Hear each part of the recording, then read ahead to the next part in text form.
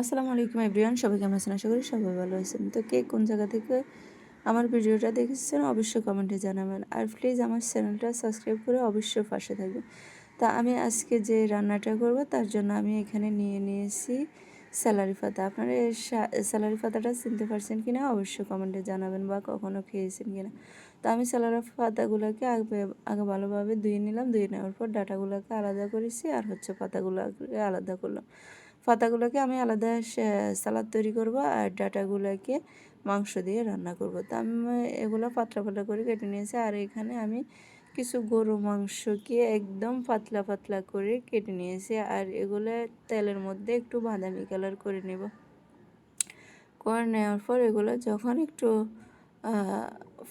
মাংসের যে একটা পানি বের হবে ওটা শুকিয়ে গেলে আমি এখানে কিছু শুকনো মরিচ আর পেঁয়াজ কুচি দিয়ে দিলাম। শুকনো মরিচটা দেওয়ার কারণে এখানে একটা সেন্ট থাকবে। শুকনো মরিচের ওই সেন্টটা আমার কাছে অনেক ভালো লাগে। আপনারা চাইলে কাঁচামরিচও ব্যবহার করতে পারেন।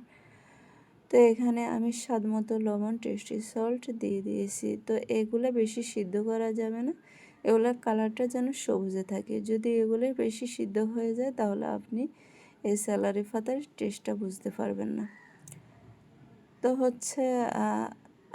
এগুলো আপনারা কখনো খেয়েছেন কিনা আমি জানি না, তবে একবার হলেও খেয়ে দেখবেন, এটার টেস্টটা কিন্তু অন্যরকম। তাছাড়া এগুলো খাওয়ার স্বাস্থ্যের জন্য অনেক ভালো।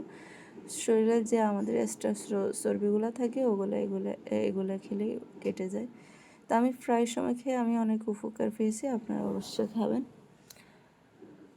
তো কথা বলতে বলতে আমার এখান দিয়ে রান্না প্রায় কমপ্লিট হয়ে গেছে। এবার আমি খাওয়ার জন্য চলে যাব। এবার অনেকে হয়তো ভাববেন যে আমি এখন রমজানের সময় দুপুরবেলা খাবার খাইতেছি। না, এটা রমজানের সময় দিনের বেলা না, এটা আমি রাতের বেলা খাবার, গরম গরম খাবার তৈরি করে খেতেছি। তো এখানে